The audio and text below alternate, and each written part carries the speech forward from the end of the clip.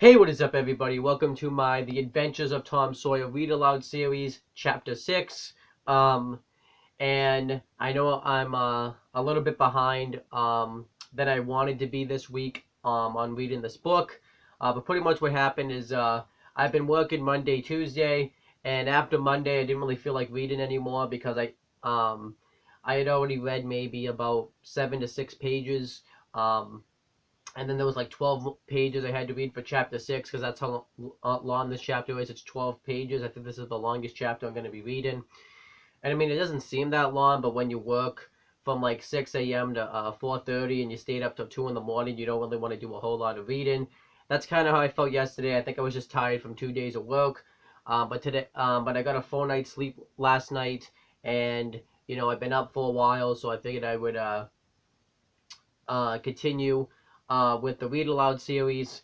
And to catch up on the ones that I've been missing, today I'm going to do 3 of them. I'm going to do chapters 6 through 8. So I hope you guys enjoyed that. And if you want to see my chapters 1 through 5 Read Aloud series of this book, make sure to click right up there on the playlist that I still need to remember to make. But now that I've kind of addressed all that stuff, let's just get right into reading the book. So like I said, this chapter is 12 pages long. It starts on page 46 and ends on page 58. So let's just get right into it. So that because this is going to be a long reading. Monday morning found Tom Sawyer miserable. Monday morning always found him so because it began another week's slow suffering in school. I think everybody feels that way, whether it comes to work or school, because Monday is normally like the beginning of the week, and nobody wants to do school or work all week. So that's, we can definitely get we definitely feel his pain.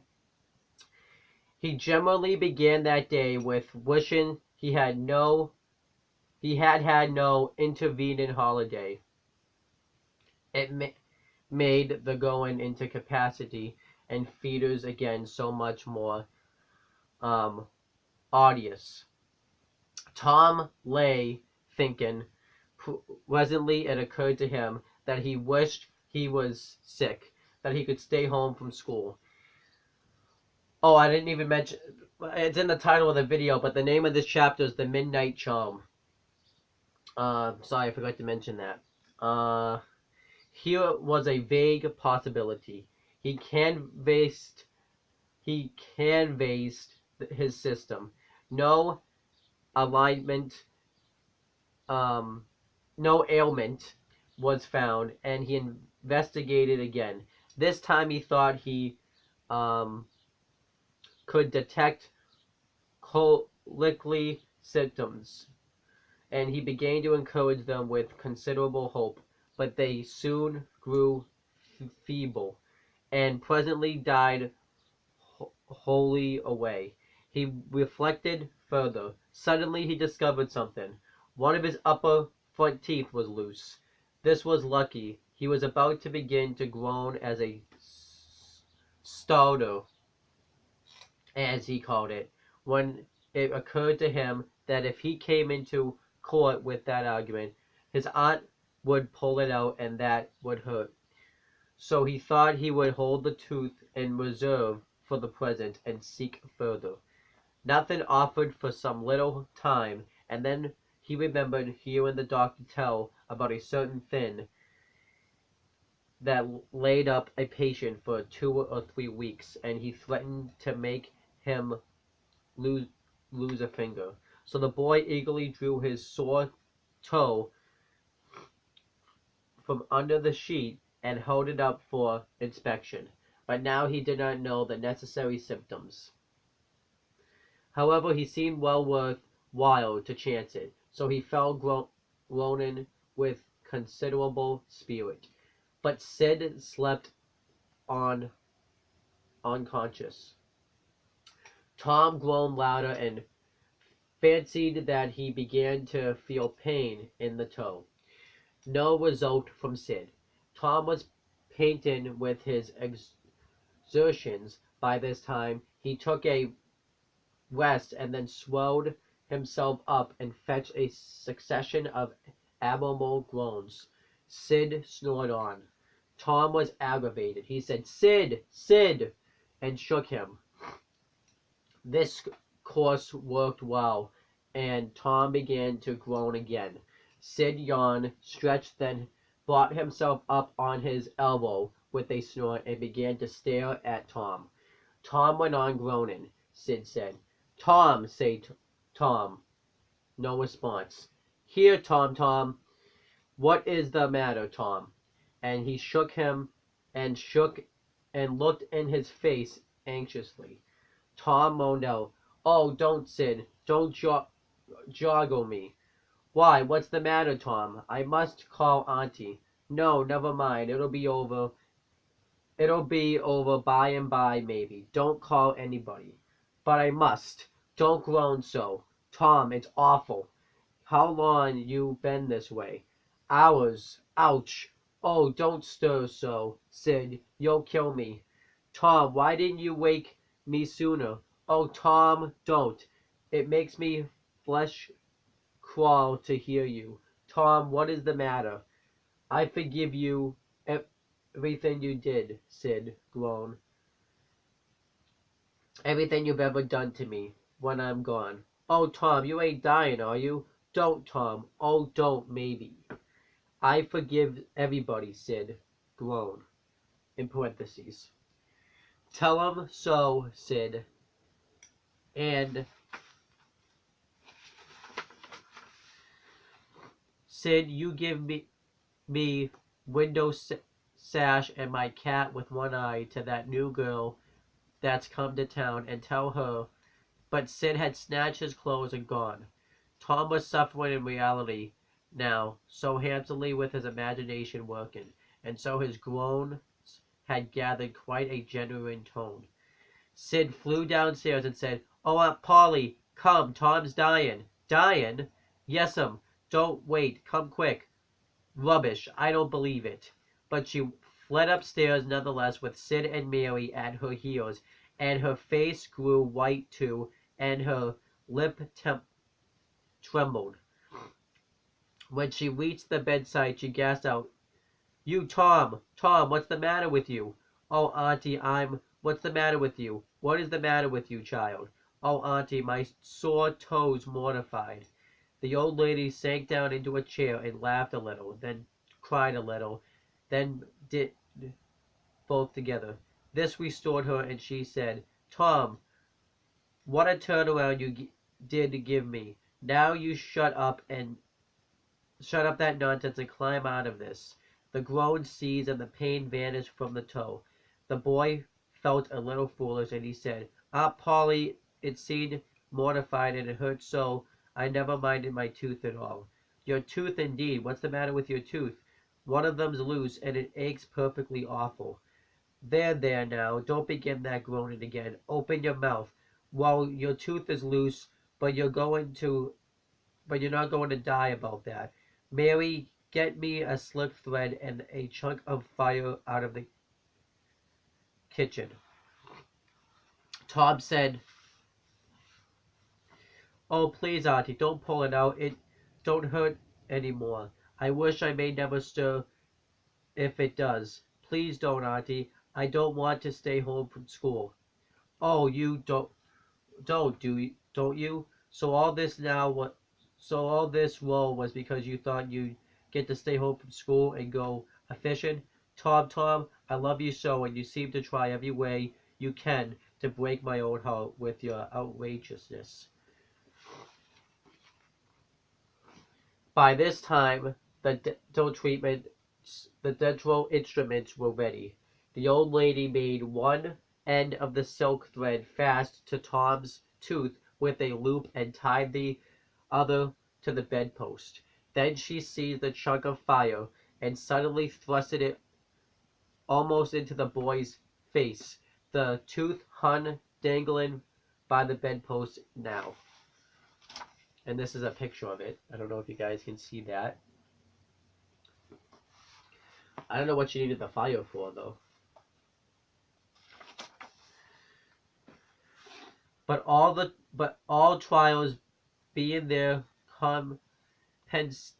conversations as Tom wended to school after breakfast. He was the envy of every boy he met, because the gap in his upper row of teeth enabled him to expect, ex, expectorate in a new and admirable way.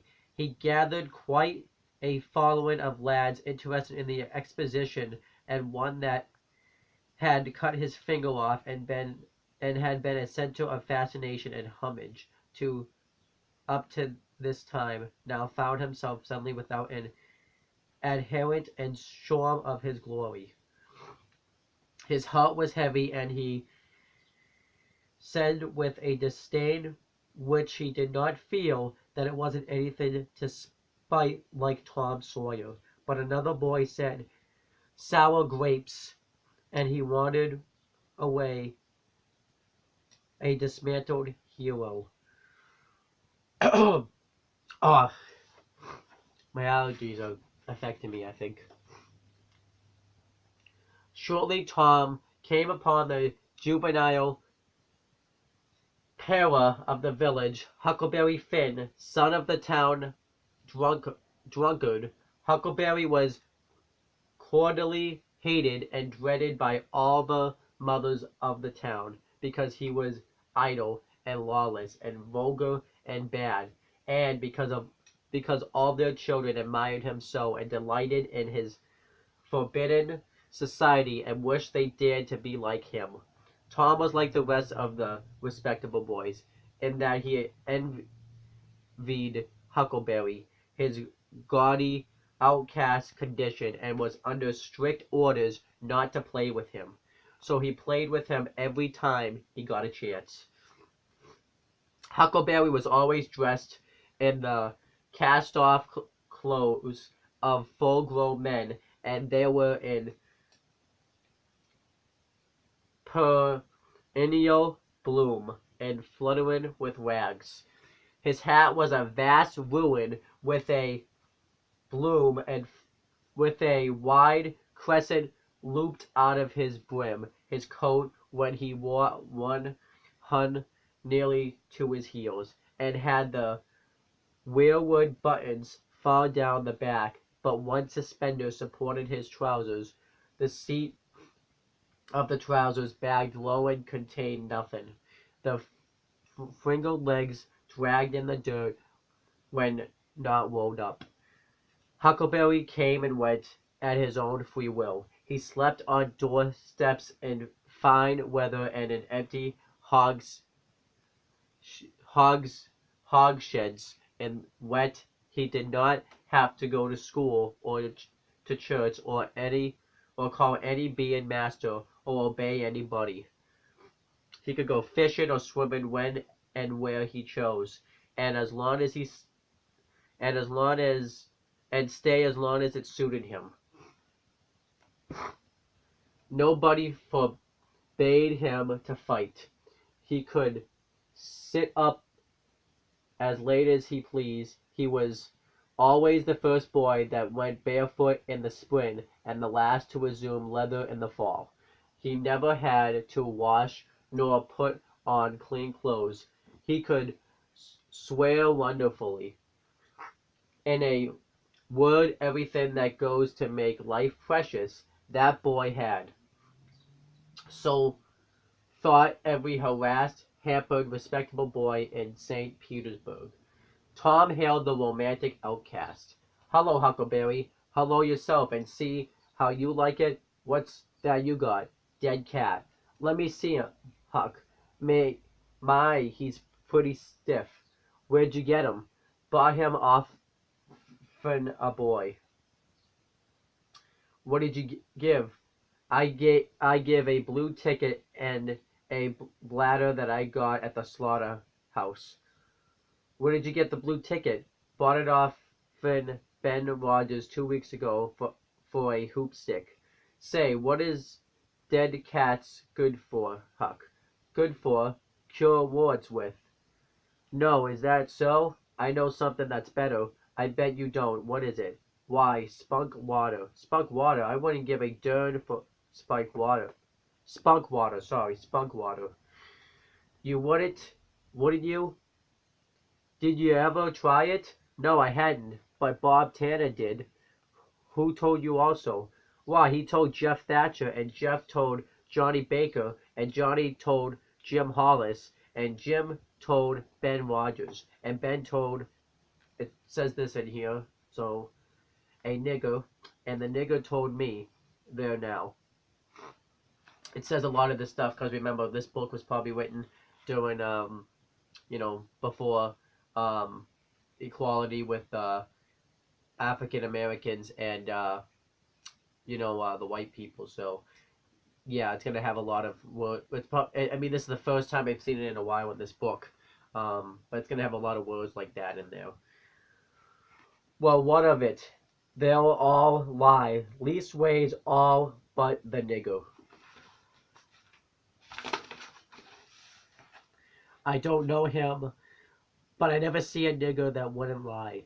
Shucks, now you tell me how Bob Tanner done it, Huck. Why he took and dipped his hand in a rotten stump where the rain water was. In the daytime, certainly, with his face to the stump. Yes, least I reckon so.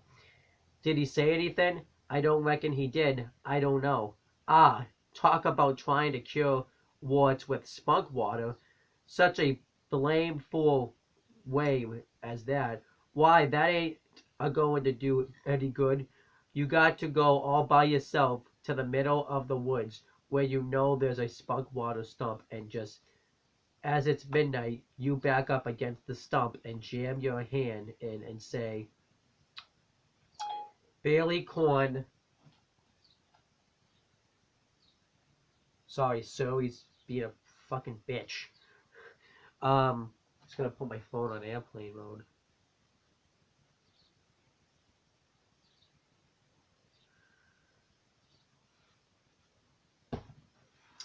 Bailey Corn, in John Meadow shorts. Spunk water, smaller these warts. So that's probably where the name of the chapter comes from. I know it's like the midnight something. The midnight charm. That's probably comes from that quote that Huckleberry Finn just said. Well, that line right there. And then walk away quick. 11 steps with your eyes shut, and then turn around 3 times and walk home without speaking to anybody. Because if you speak, the charm's busted. So like I said, the midnight charm, that's where it comes from. Is that couple of sentences right there. Well, that sounds like a good way, but they ain't the way Bob Tanner done. No, sure, you can't bet he didn't, because he's the rarest boy in the town. In this town, anyways. That's what it says, in this town. And he wouldn't have a wart on him if he'd knowed how to work spunk water. I've took off thousands of warts off my hands that way, Huck.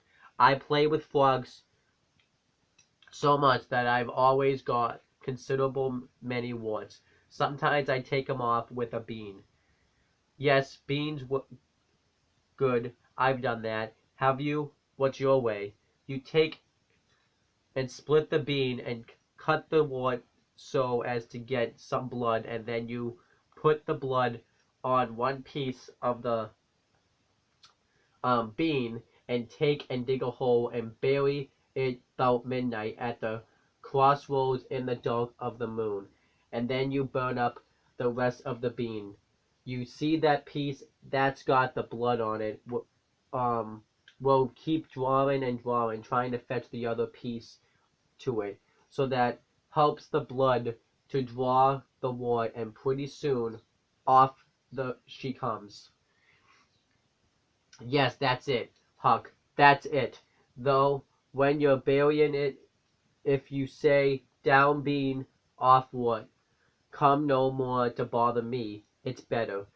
That's the way Joe Harper does, and he's been nearly to Coonville and most everywheres.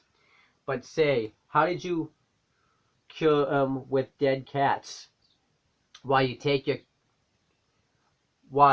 You take your cat and go and get in the graveyard long about midnight when somebody that was wicked has been buried. And when it's midnight, a devil will come, or maybe two or three, but you can't see them. You can only hear something like the wind, or maybe hear them talk. And when they're talking that fellow away, you have your cat after him and say, "Devil follow corpse, cat follow devil." Warts follow cat. I'm done with you. That'll fetch any wart. Sounds right. Did you ever try it, Huck? No, but old Mother Hopkins told me. Well, I reckon it's so, then, because they say she's a witch. Um, yeah, so, pretty much, I think this is just all, because the young, I believe, like, I forget exactly how old they say Tom Sawyer's in this book, but they're, like, I think they're about, like, 9 years old or something, and they obviously believe this stuff, because little kids believe stuff like that. Say, Tom, Say, why, Tom? I know she is. She witched Pap. Pap says so his own self. He come along one day and he see she was a witching him, so he took up a rock, and if she hadn't dodged, he'd got her. Well, that very night he rolled off in a shed where she was a laying drunk and broke his arm. Sounds pretty fucked up. Why, that's awful. How did he know she was a witch at him? Lord Pap can tell easy. Pap says when they keep looking at you right steady, they're watching you. Specifically if they mumble, because when they mumble, they're saying the Lord's Prayer backwards.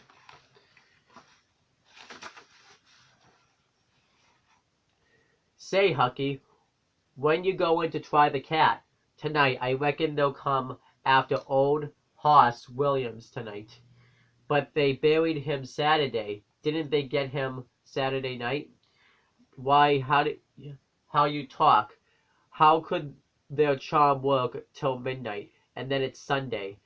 Devils don't slosh around much of a Sunday, I don't reckon. I never thought of that. That's so. Let me go with you. Of course, if you ain't afeard, which pretty much means afraid. This is a feud because it's, like I said, a lot of this is like talking about like from the south. A feud, tain't likely. Um, will you meow? Yes, and you meow back if you get a chance. Last time you keep me meowing around till old Hayes went to throwing rocks at me and says, "Darn that cat." So I hove a brick through his window, and don't you tell. I won't. I couldn't meow that night because Auntie was watching me, but I'll meow this time. Say, what's that? Nothing but a tick. Where'd you get 'em? Out in the woods. What do you take for 'em? I don't know. I don't want to sell him.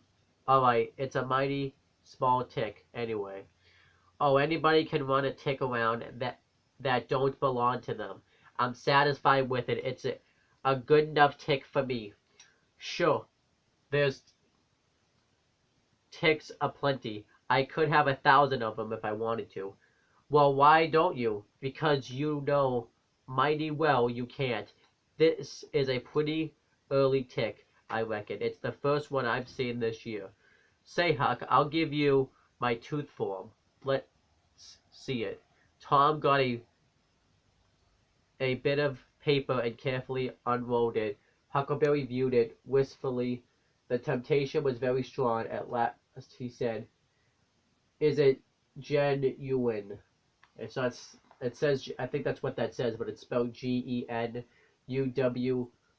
No, yeah, UWYNE. So I think it's supposed to say. But like I said, it's talking like from the south, so that's why it's a little bit tougher to read. Tom lifted his lip and showed the vacancy. Well, all right, said Huckleberry. It's a trade. Tom enclosed the tick in the percussion cap box that had lately been the pinch bug's prison, and the boys separated, each feeling um weather than before. When Tom reached the little isolated frame schoolhouse, he strode in briskly with the manner of one who had come with all honest speed. He hung his hat on a peg and flung himself in his seat with business-like alacrity. I think that's what that said. The master throned on high in his great splint-bottom armchair with dozen lulled by the drowsy hum of study. The interpretation, no, the interruption rose him. Thomas Sawyer. Tom knew that when his name was pronounced in full, meant trouble. Sir, come up here. Now, sir, why are you late again, as usual? Tom was about to take refuge in a lie when he saw two long trails of yellow hair headed down a back that he recognized by the electric sympathy of love, and by that form was the only vacant place on the girls' side of the schoolhouse. He instantly said, I stopped to talk with Huckleberry Finn. The master's pulse stood still, and he stared helplessly. The buzz of study ceased. The pupils wondered if this foolhardy boy had lost his mind. The master said, You did what? Stop to talk with Huckleberry Finn. There was no mistake in the words. Thomas Sawyer, this is the most astounding confession I have ever listened to. No mere fool will answer for this.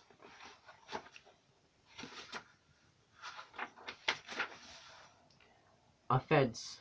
Take off your jacket.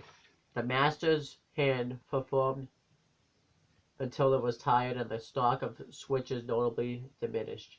Then the order followed. I think pretty much, because it says the master's hand performed until it was tired and the stock of switches notably diminished. But that means that he got beat up with the ruler stick, because that's used to happen back in the old days. Now, sir, go and sit with the girls, and let this be a warning to you. The titter had rippled around the room, appeared to abolish the boy, but in reality that result was caused rather more by his worshipful awe of his unknown idol and the dread pleasure that lay in his high good fortune. He sat upon the end of the pine beech, and the girl hitched herself away from him with a toss of her head. Nudges and winks and whispers transferred the room, but Tom sat still, with his arms upon the long, low desk before him, and seemed to study his book. By and by, attention ceased from him, and the accustomed school murmur rose upon the dull air once more. Presently, the boy began to steal furtive glances at the girl. She observed it, made a mouth at him, and gave him the back of her head from the space of a minute.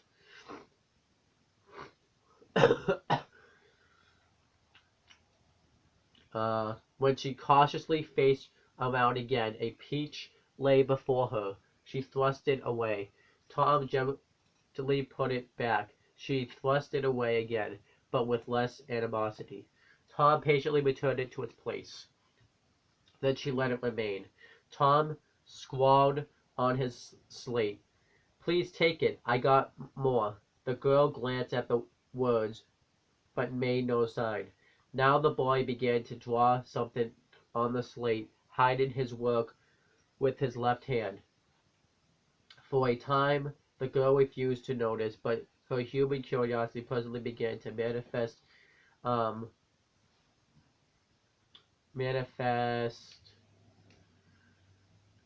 itself by hardly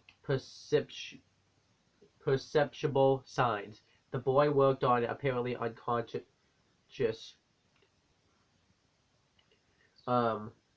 The girl made a sort of non-committal attempt to see, but the boy did not betray that he was aware of it. At last she gave in and hesitantly whispered, "Let me see." Tom partially uncovered a small caricature of a house with two gable ends to it and a corkscrew of smoking issuing from the chimney. Then the girl's interest began to fasten itself upon the work, and she forgot everything else. When it was finished, she gazed a moment and whispered, "It's nice. Make a man." The artist erected a man in the front yard that resembled a derrick. He could have stepped over the house, but the girl was non-hypocritical. She was satisfied with the monster and whispered, "It's a beautiful man. Now make me come on the lawn." Tom drew an hourglass with a full moon and straw lumps to it and armed the spreading fingers with a portentous fan. The girl said, "It's ever so nice. I wish I could draw." "It's easy," whispered Tom. "I'll learn you." "Or will you? When?" "At noon." "Do you go home to dinner?" "I'll stay if you will." "Good. That's a whack." "What's your name?" "Becky Thatcher." "What's yours?" "Oh, I know. It's Thomas Sawyer." "That's the name they lick me by. I'm Tom when I'm good. You call me Tom, will you?" "Yes." Now Tom began to scrawl something on the slate, hiding the words from the girl. But she was not backward this time. She begged to see. Tom said, "Oh, it ain't anything." "Yes, it is." "No, it ain't. You don't want to see." "Yes, I do indeed. I do. Please let me see. Let me." "You'll tell." "No, I won't." "Deed and deed and double deed, I won't." "You won't tell anybody at all, ever, as long as you live?"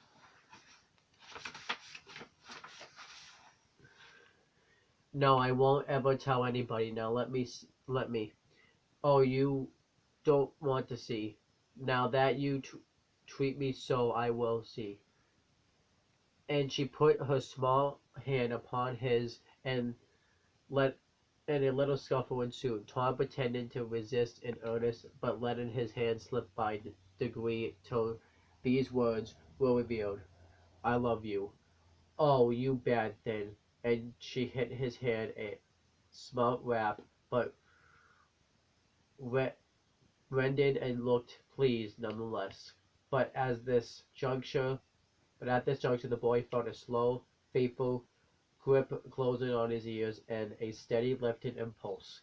In that vast he was borne across the house and deposited in his own seat, under a peppering fire of giggles from the whole school. Then the master stood over him during a few awful moments, and finally moved away to his throne without saying a word. But although Tom's ear tingled, his heart was jubilant.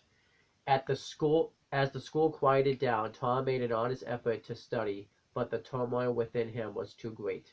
In turn, he took his place in the readying class and made a botch of it. Then in the geographic class, and turned lakes into mountains, mountains into rivers, and rivers into continents, till chaos was come again. Then in the spelling class, and got turned down with quotation marks, by a succession of mere baby words, till he brought up at the foot and yielded up the pewter medal which he had worn with ostentation, ostentation for months. And then that's the end of chapter 6. Overall, I really enjoyed chapter 6. I liked, how Tom was trying to pretend to be sick from school and Aunt Polly pulling out his tooth. I liked, the altercation that Tom Sawyer and Huckleberry Finn had. And how, Huckleberry Finn's the bad boy. I feel like he's homeless by the way that he was described. I like the way that he was described Anyways, and I also liked, the altercation that Tom had with the teacher, which he calls the kid, and or the master, I should say. And I also liked there's one more thing I liked. Oh, um, the I don't want to say confrontation, but the altercation that Tom had with Becky Thatcher. So overall, good chapter, and that's pretty much it, guys. Please make sure to subscribe to my CM Brothers channel for all the content there. I'm going to be posting a video on there later on today, so make sure you check that out. And please make sure to subscribe to this channel because I plan on doing more Read Aloud series later on today for the Tom Sawyer Read Aloud series. And that's pretty much it, guys. Talk to you later.